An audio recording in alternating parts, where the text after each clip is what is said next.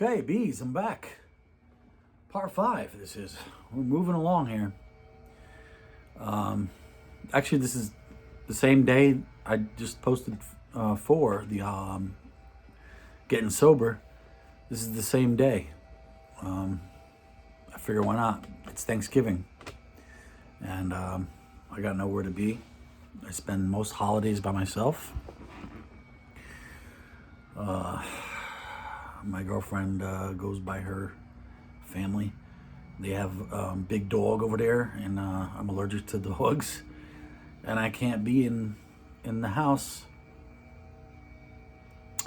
for about 10 minutes if there's a cat or a dog. And I could walk into someone's house, and if they have like a cat, within 5 minutes, I could tell you, even without seeing it, I start getting like I can't breathe. I start getting itchy. I've always had allergies to cats and dogs, the dander. And even they told me, oh, there's a certain dogs that you're not allergic to. I think my sister had one that supposedly doesn't. It still bothered me though. Maybe not as bad, but I mean, I could deal with it for a while if I take medication or something. But I mean, it's scary though, because like I could maybe even be sitting there. One time I was in someone's house and I took the medication and I didn't realize it, and I was sitting on the couch, and later on, I couldn't breathe. I had to go to the ER. Found out there was a dog that didn't live in the house, but that was there visiting like earlier and was sitting right on that couch. And I had to go to the ER. Oh my God, forget it. Allergies can be bad if they, gets in your lungs, especially me with asthma. So like, I mean, I was welcome to stop over there and I could probably eat real quick and then leave, but I did go out and work for a little while earlier, but it was kind of slow. Well, anyway, all right, this is part 5. All right, to continue from where I was, I got the massager going again. It was just a cricket over here. Freaking thing. I saw it. I don't mind, really. They don't bother me if they're in the basement, but I didn't want... I was going to, like, smack it, but it disappeared. I don't know where it went. Hope it didn't go in my ginger ale. Anyway, this is part... What did I say now? Part 5, I believe. All right, so I quit drinking. I'm sober. It's not easy. It's really tough. All right? I'm very strong-willed. I have a strong heart. When I make up my mind to do something, I can do it. Like I said, I could take a lot of pain. I'm always the type that could fight through adversity. And I made up my mind. That's it. I'm not drinking. So, all right.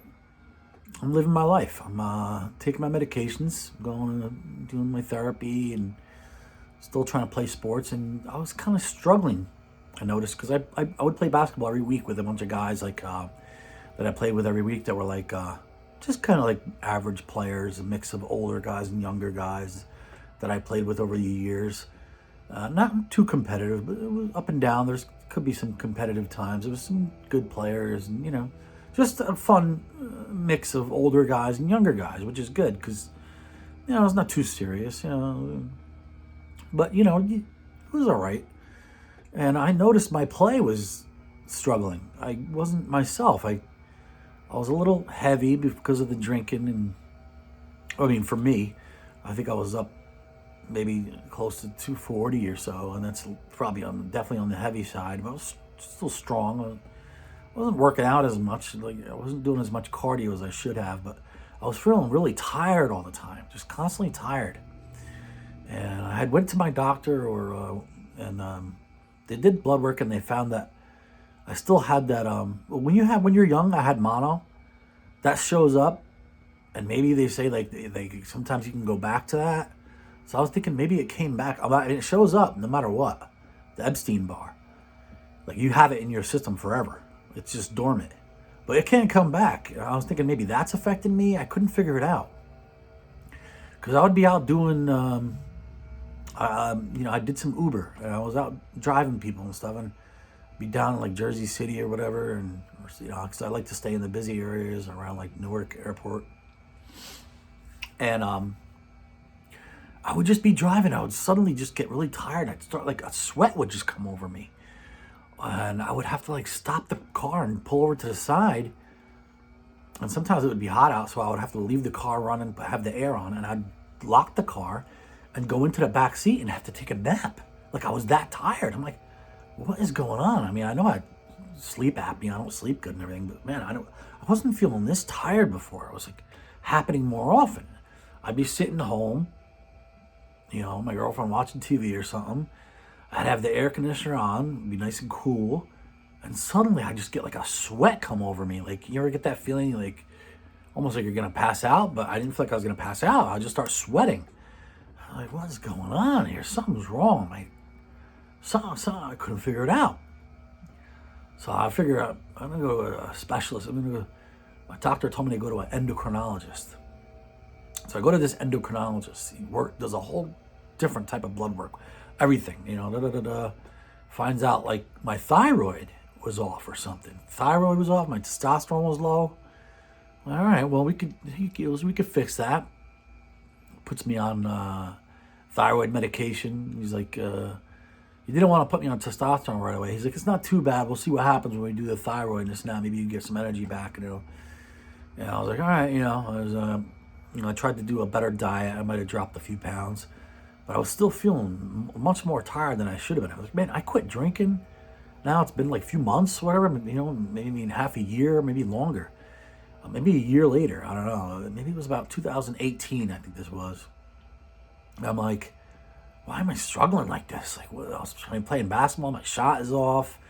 I wasn't able to sprint. I just would get tired easily. Like I playing like shit, Yeah, I was only playing like once or twice a week, but I was going to the gym and I was barely, I'm trying to do one movement, like just do my biceps or do like shoulders or something. And I'm breathing heavy. I'm tired. Like, what's going on? I don't know. All kinds of stuff like that. Man, I'm feeling weird. So the endocrinologist is like, yeah, your thyroid is off. This and that. All right. I went for a thyroid where they do like an ultrasound and then, make sure there's nothing like that. I don't think there was anything wrong there. And he said, you know what? We gotta send you to a certain specialist who's going to give you a CT, some kind of scan of your brain. Because just to be safe, because these type of things, you got to make sure you don't have some kind of problem. Or, all right, so I go see this specialist. I forget what they call him, and he sends me for this test to check your brain and make sure there's no tumors, whatever. So I get a call a few days later or something, a week or whatever, how many it took. Yes, or did I go back into the office? No, they called me, I think. They're like, yeah, we found a tumor on your pituitary gland. And I never heard of having a tumor. I mean, I was told a long time ago I had a small tumor, non-cancerous tumor on my kidney, but not to worry about it, just leave it alone. It was like, that's kind of a normal thing. All right. But I never heard of it. I had a tumor on my pituitary gland. So your pituitary gland is the major, I think, your main gland that controls all the other glands. So if this tumor is only really small. The tumor, they said, was pretty small. They're like, it's not big enough that it could do any damage to because it's right behind your eyes. But if it gets bigger, it could be a problem. You could go blind. You may have to do surgery where they remove it. They go up your nose and into your thing, and they have to remove it. It's a kind of a risky surgery. And I'm like, here I am. I just quit drinking. I'm like, now I'm figuring this out. So thyroid's messed up. So I'm like, oh my God, I put a tumor. They're like, yeah, it's not cancerous. Oh, okay, whatever. I mean, but. I think you always have that chance in the back of your mind, but I don't know. I mean, so the guy's like, I'm going to give you up your thyroid medication. This should make the tumor shrink. Okay, well, let's see, And I think eventually he put me on like a low testosterone level, like just to boost my testosterone a little bit. So months and months later, or maybe at least 6 months later or something, or was it a year? I go back to have another check in my brain to check on this gland, on the tumor. it was shrunken up so much it didn't even show. It didn't even show up on the scan or whatever. Could barely see it. Thank God. Oh God. All right, we'll have to do another scan every couple years. I don't think I've had a scan since, but so he kept me on the thyroid medication. Eventually, my thyroid got a little better, but man, I struggled for a while trying to work out. I was trying to keep my weight down. It was really tough because people say, oh, you gain weight if you have problems with your thyroid. It's true. If you have a problem with your heart, all your hormones are off. All my hormones were off. There was a thing growing in my chest. Oh, like some kind of like extra breast tissue or something. And my levels of something that women have were up. And my doctor had to, because they have to watch their ass. They sent me for a mammogram. I went for a mammogram. I was like, all right. To be safe, I'll go. Make sure I don't have breast cancer. Men can get breast cancer. I forget what it is, but the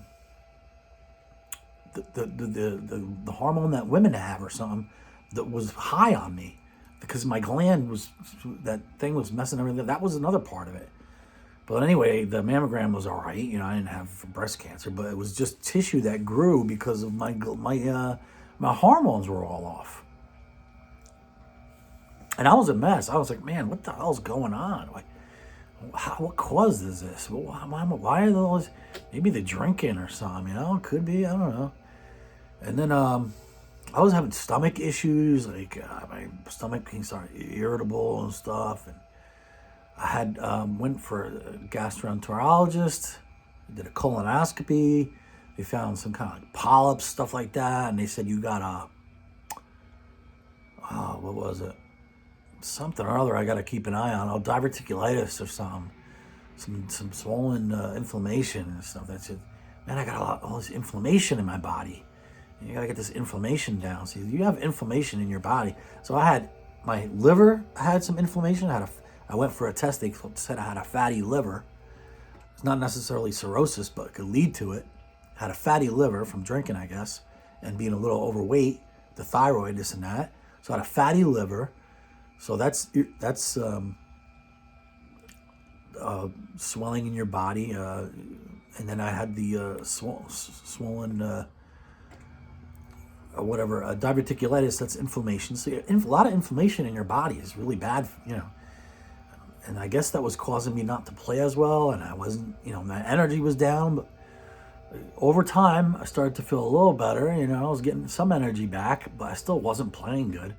I was playing like shit. A lot of the guys were saying, man, like, what's going on? Like, you seem a little like lethargic. I'm like, yeah, I don't know. My shot is off. My legs don't feel like they're under me. I feel like a little off balance. I go to the gym. I get tired quick. I'm out working. I come home early because I'm tired. Started to get slowly a little better. Anyway, so that's just a story about that. Whether it's connected or not, I don't know to what happened, but I still was feeling shitty for like a couple of years. Even before that, before I quit drinking, I was kind of feeling shitty too. And even besides all this stuff, because my thyroid was coming back pretty good.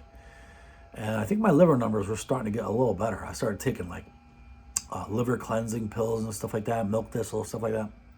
Drinking a lot of water, pounding a lot of water.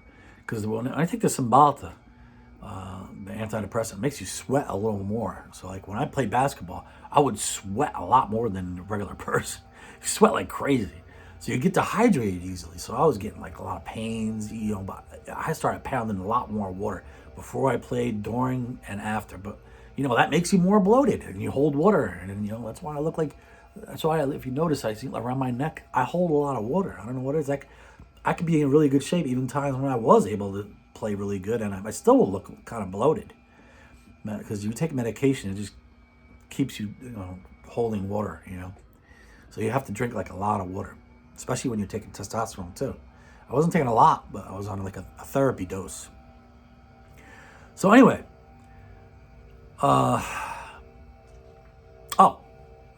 this is what happened. One night I'm out doing deliveries, and my girlfriend came with me.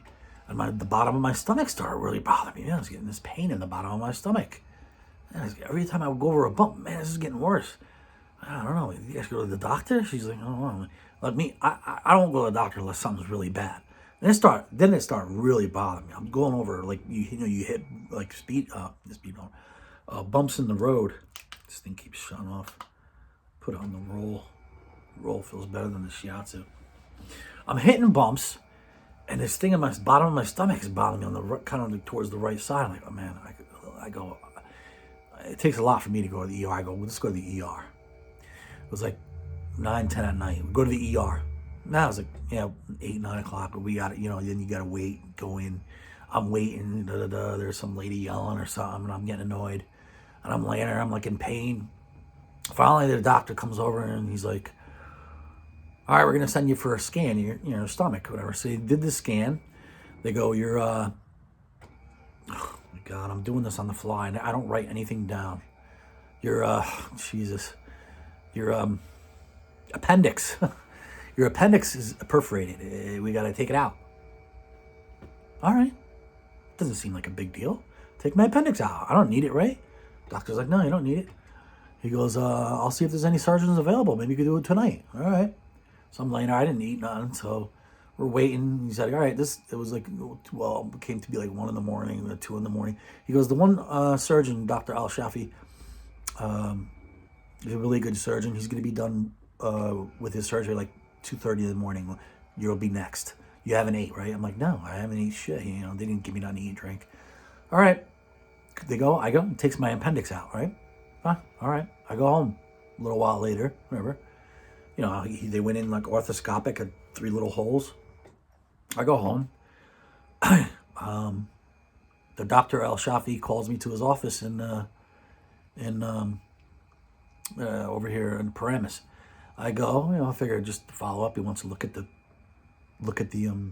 surgical repairs, whatever. I guess there's a couple of stitches in there.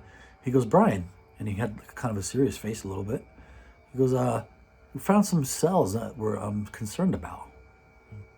Cells? So what do you mean cells? He goes, well, they looked at your appendix, and unfortunately found some cancer, cancer tumor, a carcinoid tumor on your appendix. That's what caused most likely caused the appendix to become perforated, swollen. Like, I have never heard the word cancer. I mean, nobody in my family. I had grandparents who, I guess, had some cancer, but they never talked about it. I didn't even tell anybody. I didn't even know. I don't know. I didn't even have many friends. I had people I knew about it. But, of course I know it exists, but it's still, no matter what, you're in shock. I was just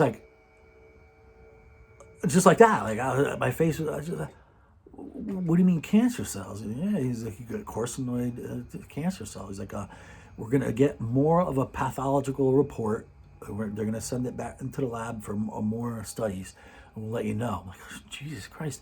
I went into like crazy mode. I mean, my mental health and this and that. I'm like, I just quit drinking. I'm trying to get through this thyroid thing. I started texting all kinds of people, making groups on like Facebook, like group pages. Like, hey, I got cancer. I don't know what to do. I'm in shock. I don't know what to do, who to tell. I was afraid to tell my girlfriend. I called her up. I was like, choking up. Of course. I don't know what to do. I'm thinking, I'm dead. That's it. Like, this is, cancer. I got cancer. Who knows? It could be all throughout my colon. I don't know. Your appendix is part of your colon, and it's colon cancer.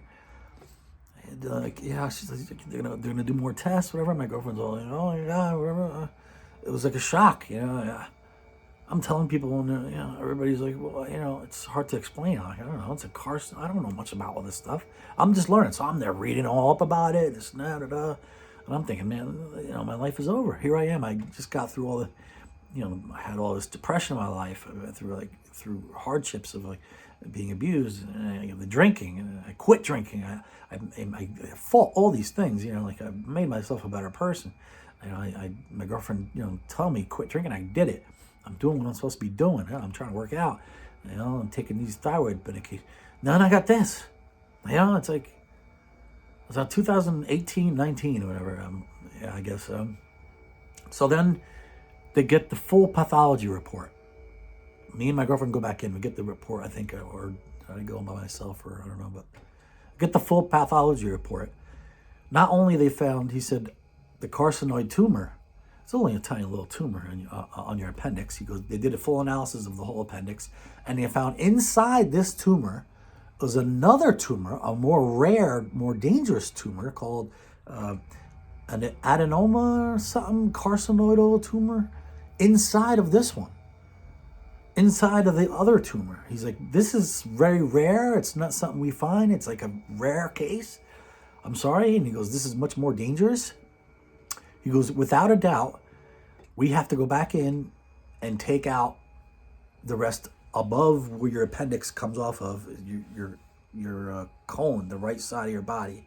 We have to go in there and then take out check the lymph nodes and remove a part of your colon, because it most likely spread up into there. That's the only way we're going to find out. And we have to do this. We have to, you could talk to any other surgeon you want. This is, I'm suggesting 100%. So I'm like, all right, if you're saying we got to do it, you got to do it. I mean, it was shocking, but I'm like, let's do it as soon as we can. I just had the appendix taken out though, and I had scar tissue, but they put me back in like 2-3 weeks later. 3 weeks later, I was back on the table.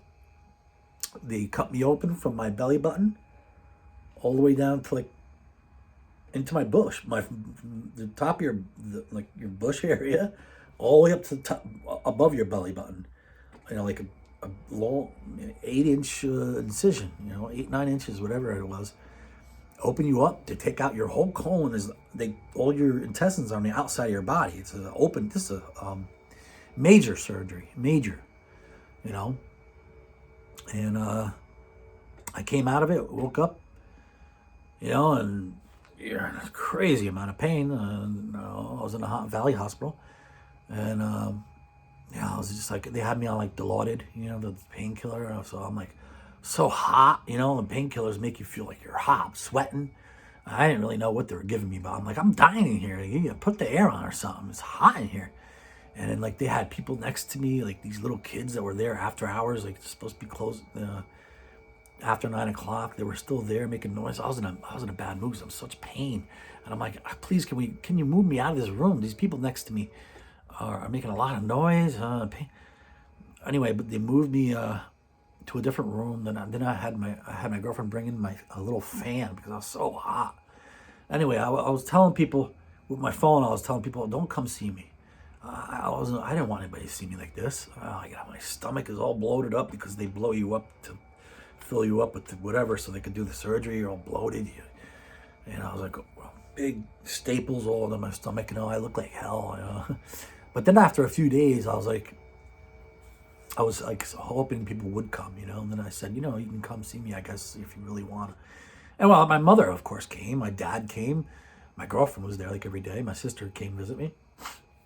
But unfortunately, nothing personal, but not one friend came to visit me in the hospital. Not one friend. Not one. Sometimes when somebody has mental health and they say, I don't want to be bothered, or even if something like this with cancer, people feel funny. Maybe you have cancer, or maybe they just felt like stupid, or maybe they're just busy with their lives, whatever. But it was disappointing. It was disappointing because even though I kind of said at first I didn't want people to come, I did say later that I wouldn't mind. And, Stephanie's like, oh, somebody will come. They'll come visit. So I was there for 8 days. 6, 7, 8 days. And, not one friend. Yeah, no, whatever. It's no big deal. I figure when I get home, people will come see me when I get home. Out of the hospital, Anyway, I'm freaking out now because now they got the rest of my intestines and they took out all these lymph nodes to see if the cancer spread up into it, right? So the one day I had the second or third day I forced myself to get out of the bed because you're stuck in the bed. You got to pee in one of those bottles. You're washed. The girl would come around and want to wash you. Now I didn't want nobody to wash me down. I'd say I'll do it myself, and I would take like a rag, whatever, and just wipe myself, whatever. And I was peeing in the bottle, whatever, because I didn't want the catheter. I said, take that catheter out. They had it in during the surgery. I said, take that catheter out before I come out. I don't want you pulling a catheter out of me while I'm awake. Screw that. I'd rather just pee in the bottle instead of peeing through a catheter. So anyway, but they had me hooked up to the IV for the painkillers and this and that. But I had forced myself to get out of the bed and onto a chair. That was my first leap, my first step. That was hard. I mean, your torso, forget it. You have a big opening in your torso that controls your whole body. I had to sleep on my back. I couldn't move. It was very painful. It's a very painful recovery. It takes a while too because it affects your whole body. Every little movement. Oh my God, it's, and they open. You're opened all the way up. So anyway, then I forced myself to go for a short walk. I would walk to the bathroom, walk back, instead of peeing in the bottle. And then I was able to slowly walk down the hall, just like 10 feet. I feel dizzy and weak. I wasn't eating nothing either. They don't give you nothing to eat or drink or nothing because your intestines have to get used to now. Like, it's a whole different plumbing system. So like I went a long time with just getting fluids through the IV and whatever, I guess, and they weren't feeding me. Maybe by the fourth, fifth day, I was eating like soft stuff. I think like they were giving me like frozen ice or whatever or something, So I was like, no energy, I'm pale, I was like thinking like, yeah, no one's coming to see me. This is weird. I was like, Steph, you sure? People know I have cancer, right? No, whatever. Anyway, so I was in the bathroom. Well, I'll cut to that part. It was like this now the sixth day. I was in the bathroom. I turned around and I come out of the bathroom, opened the door, and I see the surgeon, Dr. Al-Shafi. Great. I thank him. He saved my life. He took out my appendix, and then he did this surgery also. And he wasn't in my network. So he got only 70%. And you know what he did? He waived the rest. This I found out later on. What a guy. And they do that, because if they get enough from the insurance, sometimes they'll waive the 30%, So anyway, he's standing there, and my oncologist, who was visiting me every day, Dr. Sharma, Indu Sharma, she's a great lady who works in Valley Hospital. These are excellent doctors. She's my cancer doctor still now. So her and him are both there, like in the afternoon. They usually would just visit once at night, like or they were just standing there, and they had some papers. And I come out of the bathroom, and I'm like, kind of like, like surprised. And they go, "We got the results from your pathology report from taking out one." They go, "We removed 22 or 24 lymph nodes, and your whole entire colon. It's called a hemicolectomy. Your whole side of your colon. Like I only have like a half colon now, and we found nothing." Because they told me before, they go, your chances with this, most likely it spread up into your things, and we're mostly likely going to find some lymph nodes with cancer. You're going to have to probably go on these immunotherapy pills or do some radiation or whatever. You'll probably live 5 years. Or the other way, they go, we can go in there, and the chances of you not finding nothing is like pretty slim. But those are the, here, 5 years. Or we find nothing, or somewhere in between. I could maybe live 2 years. And for those days, I'm thinking, oh man, I'm only going to live 5 years, the most. And what was going through my mind was, what? I hope I die quick. I don't want to live 5 years because I'm going to have to put my girlfriend through. I didn't care about me. I don't want to have my girlfriend watching me just, veg away, like, just die away in my family.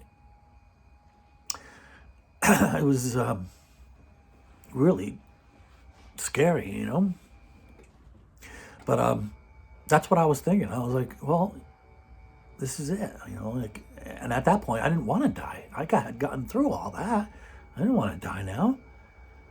I just quit drinking. I'm going to start a new life. I said, if I die, I'm not going to do radiation, I told him. I said, I'll take some pills, whatever, and you want to keep me alive for 5 years?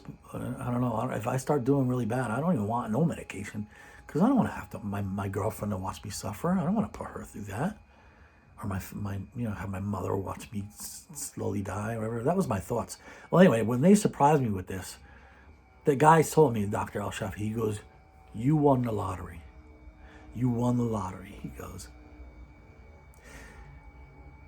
And I swear, with the feeling that I had, I was just like, almost like I didn't hear him right. I was just like, you're telling me I'm clear? They're like, you're clear. You are clear. There's nothing. We found nothing. They go, we wanted to make sure. We waited and got all the tests done. We found nothing. It took me like a while. They left the room. I was, I kind of hugged them, whatever. They left the room, and I was just standing there. I don't know what to say. I don't know what to do. Who should I tell?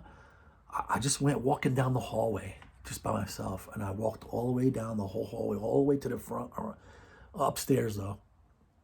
And then when you could look down into the lobby there in Valley Hospital, and it was the best walk of my life. I felt like I was floating. I was like, I'm gonna come back from this. I felt like I could do anything. I felt like I could go back to school. I could go to college. I could do a career. I could get a whole new career, even though I already had worked the whole 30 years of my life. But I was thinking all this stuff. I'm like, maybe I could have kids, or have a few, really, like, I felt so confident I could do anything now. I had all these crazy happy feelings. And then I remember, I texted a whole bunch of people, whatever. I guess my girlfriend was pretty happy. I think she came in later. Everybody was relieved and everything, of course, but like nobody felt like I did. I felt incredible. I felt like on top of the world. The healing process of after that, the pain, I didn't care. I didn't care. The doctor, the next day or two, he came in and he pulled I had a big surgical thing over the wounds, and he just ripped it off, and you could see all the staples and everything. And or was that the day before? I don't know, or maybe they were just there unhooking me from all the stuff, and then I started eating finally, and I was able to leave the hospital like a day or two later. And then I got home. I was still in a lot of pain. I still had to sleep in my back, and I couldn't move. I still had to take like painkillers and such. But and then I was thinking, well, everybody's gonna be so happy about this. Oh man, maybe I'll do like a little, once I start feeling a little better, I'll throw a little party. So I did invite just my mother, sister, father, and my girlfriend, and that's it. I think my sister's kids, whatever. I guess some of them came. I'm not sure if they came, but they're young. But I guess they all came over, and we had like a little, like kind of like, just a little get together, just kind of like a little celebration. That I'm gonna live now, and I don't know. It went over okay. I kind of expected people to be a little more excited, like I was, because I felt like I had beaten Mike Tyson. I felt, but I'm not going to complain. My family, they were there for me, I've never been really too close with my dad my whole life, but he came to the hospital quite a few times and walked with me. I've made, friends with my dad later in my life now. And my mother was there a lot, she was going through a hard time with it, and, my sister came, and it was fine. I felt like, you just kind of like, I don't know. It's such a weird thing to go through, though. This, but can you imagine? Before, from the time he told me, and going through these surgeries and waiting for the reports and in the hospital, you're a shot, man. Because you're thinking, you're gonna be dead. This is the way to go. This is some way to go. So, God, I feel for people who get cancer, especially kids who I see those kids like St. Jude and this and that, and that's one of the only things that me and my girlfriend will give money to, because we know, I think mostly all the proceeds go to St. Jude's for those kids. But can you imagine being a kid and having to go through the chemos and all that? I think about that and I'm like, oh my God, because just the way I felt, I got lucky. I got really, like I said, the guy told me, he goes, you hit the lottery. And I got to go get checked. I have a 93 point something percent chance that it won't come back. So I got like a 5 to 7% chance that I could come back. I could get another, God,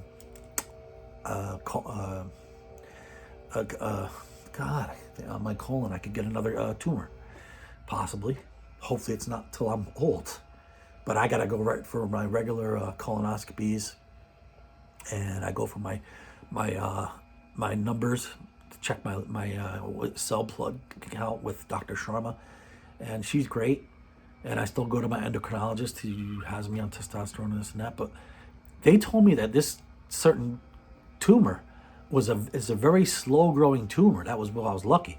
And not only that, I was lucky it was on my appendix, because if it was somewhere inside one of my other intestines or something, I would have never have known. I would have just slowly started feeling more shitty, and just died. But what I did find out was that tumor that I had, the inside tumor there, I guess the second one, the more dangerous one, well, I think both of them were slow growing tumors. That tumor could have been, they said, well, most likely was in there for about 5 years. It had started about 5 years, probably. They estimated. They don't know for sure. They're a lot advanced right now and all kinds of stuff. But they said most likely it's been there for like 5 years. So think about it. While I was still drinking, it was there. I was drinking. Maybe the drinking caused my intestines. Maybe all that drinking caused the cells to get. Oh, I don't know. I'll never know. But maybe they didn't. I don't know. But that tumor was there. Could have been there for a long time. And maybe I had a little pain here and I didn't know, whatever. But because I had problems, like I said, with with my stomach, issues. That's why it would send me to the get colonoscopy before I find out about but when they do the colonoscopy, that's inside. They check the insides of your colon. But this was on the appendix, which is on the outside. So they had to go back in though and do this hemicolectomy to check. And like I said, I won the lottery, pretty much. The chances, they said, of this, for you to come out of this all clear like this, like unbelievable. And I thanks to them and what they did, and they quickly decided to do that. I mean, before. Well, it must have just not spread up there. I forget what the name of it was, but it didn't spread up into the other area. It was just only located in the, thankfully, on the appendix. But they said that's very, very rare. That usually if it's on the appendix like that, it always is usually up in the lymph nodes also. But so I got really lucky. So that's crazy life. It's. Cancer, I think about people with cancer, and so many different kinds, and all this time they're trying to figure out. I mean, they come a long way and everything, but it's really a scary thing, and I really feel for the kids who just don't understand it and not being able to live as a child, their child. Or they fight through it. That's great, but it's just really terrible. Obviously, it's probably the worst thing to go through, on this earth. Cancer, mental health and cancer. I mean, it just, it's life. It's life, But when I got home, I figure a few weeks went by. Somebody might stop over. Back in the day, I'd stop over friends' houses. I think people feel if someone has cancer, they kind of they hear the word cancer, they think the person doesn't want to be bothered. Just like I said with mental health, maybe they think they don't want to be bothered. You do want to be bothered. Even if after I had my family come visit me, I was hoping some friends would come. Nobody came. I had a few people that were texting me and very worried, and I appreciate them, and I'm sure my friends cared, but it would have just been nice if, somebody would show up, maybe bring over a little food, or I was crawling up and down the stairs on my ass, because I couldn't lift anything. I couldn't do anything. I barely showered. I had no help. My girlfriend's at work. I'll be home alone all day. I mean, besides I guess my mother came visit me, sometimes, but I'm 200 and something pounds. You can't. I mean, I didn't expect people to come over and help me do all this stuff, but it's. You'd like to see, somebody just show up and say, "Hey, man, you went through a hard time. I'm just here to support." It was funny. I was in the hospital, and they're like, before I was going in for the surgery and this and that. They're like, all right, I'm writing down all this information. They're like, and you have a good support team? You have a support team? What support? Support team? What do you mean a support team? They're like, all your family and friends that are all behind you and all this stuff, And I'm like, I got my girlfriend and my mother and sister, and they'll be coming to visit me. They're like, yeah, but your support team. I'm like, what team? What a team? No one wants to be around me. I'm an old alcoholic party guy. No one wants to be around this guy. Like, yeah, he's got cancer. People have stigma about everything. And I'm not calling out anybody, personally or whatever. I'm just saying it would have been nice for a friend to just reach out and say, hey, want to get together? But that wasn't happening even before. With the mental health after that wasn't happening much at all, I reach out to people all the time. I'm the type of person that reaches out to people. I used to just show up at people's houses, but then I realized maybe I shouldn't. Maybe they don't want me to. I don't know. Maybe people just don't like me. All that stuff goes through your head, of course, But I think I'm really fun to hang out. My friend Ant, we hung out, and my other couple friends, we can get together and have a great time. I'm not saying it. A lot of people moved away or are busy. They have kids. I know that. I'm just saying, it would have been nice for somebody to come visit. And a couple people did later on. I'm talking like months and months or maybe longer. Not really to visit me during my recovery, but just were in the area, and they, one or two people, but a lot of my old close friends I used to party with, No, not really. I had one friend who, when I was going through the mental health stuff, who came over out of nowhere and reached out to help, and I really appreciated that. Because, when you're going through that, you may not even ask for it or whatever, and you even act like, like you isolate yourself, but I wasn't really isolating myself. But when someone goes out of their way to help you, it sticks out in your mind, and those people I'll never forget. But like now, sometimes I feel like, even now, like, the pandemic going on, and even though it's been politicized and this and that, and, people can get together now, but now I beat that cancer. I did start to play. I'll get back to basketball later on. I was starting to play better. I guess I'll get into that in the next thing. I did. I started to get more healthy, because that was what was probably causing me to feel tired and all that, besides the thyroid. Maybe the cancer was really what was the problem. I mean, think about it. Your body's fighting something that's your cells. Your cells are all off. All your body cells are going to that. It was probably going to my appendix or to that area to try to help it. And those cells are fighting.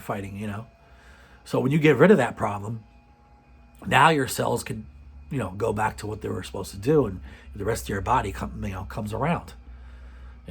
That's what that common sense to me, and that's what I read up on. Any kind of inflammation or cancer cells in your body, your fighters will go fight it. So they were all fighting that, and that's why I was probably tired and this. So then, yes, I did. This was 2019 when I had that final surgery. So I've been cancer free now for 2 years, and even within these 2 years, besides Aunt stopping over a few times, and like I'll go up at my sister's house and visit the kids and just show up, or she of course invites me for like graduation or something. But besides that, nobody stops by. And I don't think I've had anybody even call and say, "Hey, do you and Steph want to come out for dinner or something with us?" No. Well, I don't know what it is with people nowadays. They're busy. I understand, or they may expect me to go show up at their home because maybe they think like, but it just would be nice. But I had plenty of people that really did help, and I actually gave a few people gifts that the people that did help me through text and were there for me. But like it's just sometimes you just, of course, it's just you're human and you want people to care. Maybe people still think of me as like this, like party type guy who's always getting in trouble or something. And I'm totally different from that now. I'm a lot easier to hang around with, I think, anyway. I mean, me and my buddy Ant hung out. We have a great time, but he now has a job where he works nights, so during the day he ain't around. But like, a lot of my friends did move away a little bit further away, this and that. But I think people should reach out to others a little more. I'll make an example. Like, while I've been hurt with this ankle, I'll get into it on the next segment, how bad it is. But obviously I couldn't walk for like a month. I had so much time on my hands, not working and being home, stuck, injured, in a lot of pain. And sometimes I'd be bored and I just reach out to people through like Messenger on the Facebook or whatever, or even on text. And I messaged about 40 to 50 people who I kind of like, think are decent, good friends, and they are. And I would say like 4 or 5 people answered. I mean, out of like 40 or 50 messages, not like, guys or girls, just, hey, how you doing? How's everything going? That's it. I've been home with my ankle. I hurt my ankle and I've been stuck home and I've been really bored. So I'm reaching out to bother you, And about 3-4 people responded out of like 40, 50. And you know how you see that they see it, they see it. Well, just say, hey, good to hear. I hope, you're doing better. That's it. I'm doing okay. I'm just a little busy right now. Just that. When people message me, that's what I do. I cannot stand it if someone messages me and even if it's a day or two later, I just write back, hey, yeah, I've been a little busy.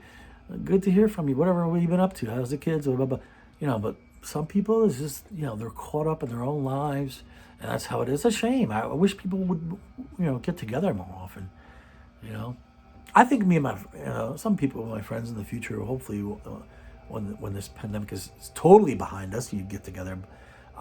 This thing doesn't really bother me, I mean, I think it's more a lot of hype and stuff right now. I mean, like, it's just politicized and being dragged out. You gotta be careful, of course. Of course, you gotta be careful.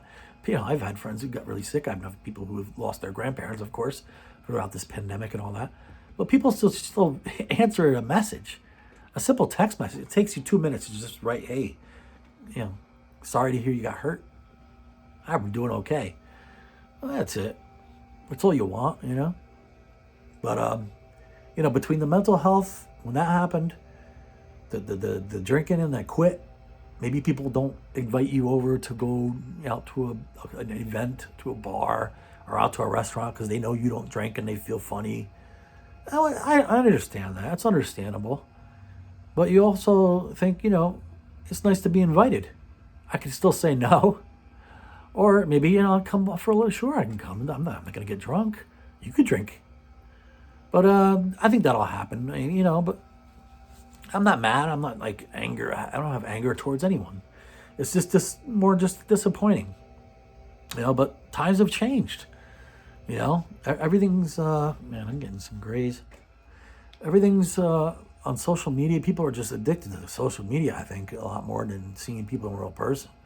But a lot of people are just really busy with their kids. They're trying to get their lives back from after the pandemic with sports. What I do now is I go to my people I know. I go to watch their kids play sports. I got friends who their kids are playing in college basketball or high school football. And if it's local and I have the time, I'll go, even if I'm on my crutches or whatever, or my cane, because it's something to do. Even though I am working a little bit now, because I could just started walking better a little bit up, and I couldn't really walk on stairs well. But we'll talk more about that. But that pretty much covers the cancer. Well, what a scare, and I hope I don't get it back, because I don't want to die of a slow, like, cancerous death or nothing like that. It is scary. It still scares me. Of course. If you never heard of it and you never had it, and then the doctor even mentions that word after some kind of test, or they pull something off your skin, and it is scary. I've had friends who've beaten cancer, breast cancer, and I connect with them well, and I'm sure they understand. I'm sure anybody watching this, you had relatives or grandparents, and to watch them suffer is terrible. You know, I'm lucky for now, and I don't try to think about it, but of course, it's in the back of your mind. But I'll end this for now, and then from after this, we'll talk about the this terrible ankle injury. Here I am now. I got in really good shape, beat the cancer. I started going to the gym, started playing basketball better, started playing not only at this place but another more competitive somewhere else. Really started playing good. I mean, not like people say, "Oh, you're old. You shouldn't be playing." I don't play like it's not like just go crazy serious, but I enjoy it. You got to do something you enjoy, and that's my addiction is the workout. Not even the game, the art of the game, the workout. I also like to lift weights. It's an addiction too. You get a high after you're done working out. You let out your stress. Whatever you like to do. You like to play checkers. You like to play cards. You like to go hiking. I love to go hiking too. That's also an addiction. I like to go on like a nice long hike. You feel like you accomplished. You walked a long way. I go to the track. I go walking. I mean, before I hurt my ankle. It's not just basketball, but I do enjoy basketball. I enjoy the competitiveness, the passing, the shooting, and all that. But like I said, I started to get healthy again after beating the cancer. I dropped some weight. I just doing some more weights, started playing really well. What happens? Roll the ankle all the way over. So the next episodes will be all mostly on the ankle, I guess. And if anybody ever have an ankle injury, and they're gonna want to know what to do, and I can share a lot because I have gone through a lot so far, and I still haven't even had the surgery. So I'll post some parts showing my, recovering from the surgery, and hopefully this time around I'll have some people come visit me after I'm out of the surgery. But I wish they would, I wish people would reach out more in general, not just for me, to everybody. Everybody should be, this world is becoming where, you need the human interaction. That is one of the most important things.